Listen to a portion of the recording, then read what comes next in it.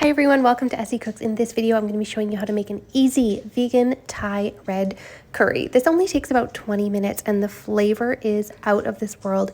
It's super simple to make and you can use it with any veggies you like. So it's perfect for cleaning out the fridge, but don't be fooled by me calling this a weeknight recipe. You can definitely serve this to guests on the weekend and they will absolutely love it if they love Thai curries. This one is spicy, it's flavorful, and it has the perfect blend of flavors. So let's get started. So let's get started with some of the ingredients that we're going to need for this. Now, need is used really loosely because you can use any vegetables you like in this. Actually, some of my favorites are bell peppers. I like to swap out some baby corn for the bok choy. You can use whatever veggies you like, probably about 3 to 4 cups of vegetables depending on how many you want in here. It's a really great dish to clean out the fridge. So I have 1 carrot that I've thinly sliced with a mandolin. You don't want them to be too thick because you want them to cook through pretty quickly. I have half a lime for topping, just to squeeze some lime juice. I had some leftover green onion. I'm going to add that in. I have about 3 to 4 baby bok choy that I have just sliced in half. I had them left over in the fridge, so they are going in as well. And a couple mushrooms. And I'm going to be adding tofu because this is the fast and easy version. I'm not going to be making crispy tofu. I actually like it better not crispy in this. I hope that doesn't sound weird, but you want to freeze and thaw your tofu if you can, because look at those little air pockets that you get from that.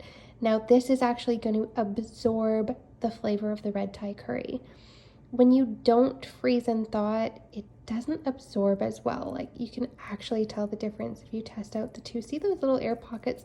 All the flavor is going to get in there. So if you want, you can add crispy tofu, or you can add seitan or vegan chicken of your choice, or none at all. If you don't want to, you could add some edamame, you could add some chickpeas, whatever protein you like, but this is just what I'm going to be using here today. I love that this is a clean out the fridge recipe, and I love that you can use whatever protein you like. Okay, so I've got either a large skillet or a Dutch oven just like this on a medium heat. 1 can of full-fat coconut milk, and if you can get like the thickest part of it, and just put that right into the pan.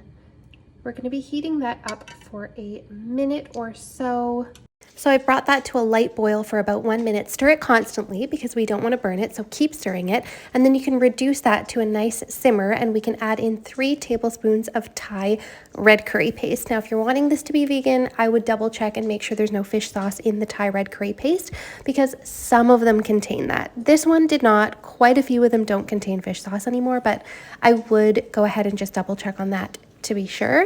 If you don't want it to be super spicy, start with 2 tablespoons or even 1.5 tablespoons of the Thai curry paste, but it adds a lot of flavor, and the red one isn't too spicy in my opinion, but I like spicy food, so you can't take it away once it's in, so you may want to taste test it and see where you're at with your specific red Thai curry paste. So we're going to let that simmer for about 3 minutes until we have this nice paste going. We've released all of the flavors from those spices from that Thai curry paste. Yum. It's just going to smell absolutely amazing. We're going to add in the rest of the coconut milk. So finish off that can of coconut milk, add it right in.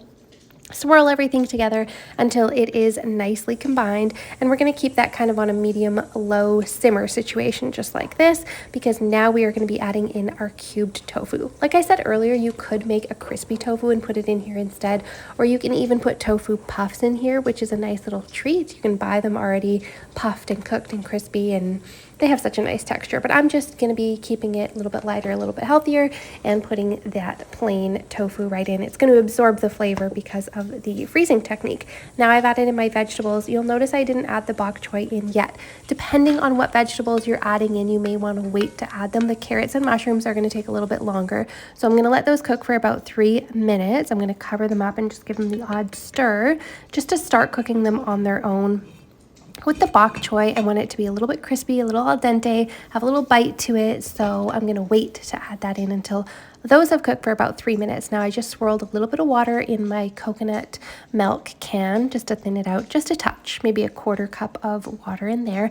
Now I'm going to add in my bok choy. I like to put the bottoms in first and kind of leave the leaves up because, again, I don't want them to get soggy.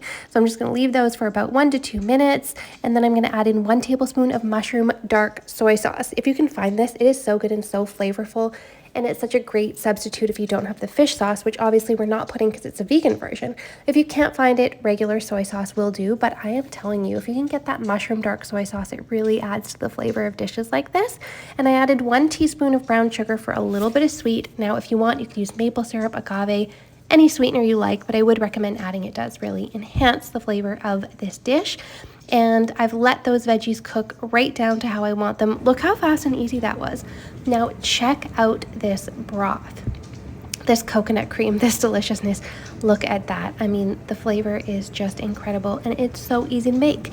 Now I made some white rice and I'm just gonna pack it down in a bowl and just press it down so that we can serve it up. It looks cute, it's fun to eat, everything like that. You don't have to do this. You can just serve it with white rice or whatever you like, but I love to do this and I just flip it upside down in my bowl, scoop up a nice healthy scoop of this red Thai vegan curry. And for toppings, we're going to be adding some torn basil leaves. If you have Thai basil, great. If you don't, no problem. I just tore up some regular basil leaves, or you can add fresh cilantro on top, and a nice squeeze of lime juice is perfect on there. Thank you so much for watching. I hope you liked it. Make sure you hit like and subscribe.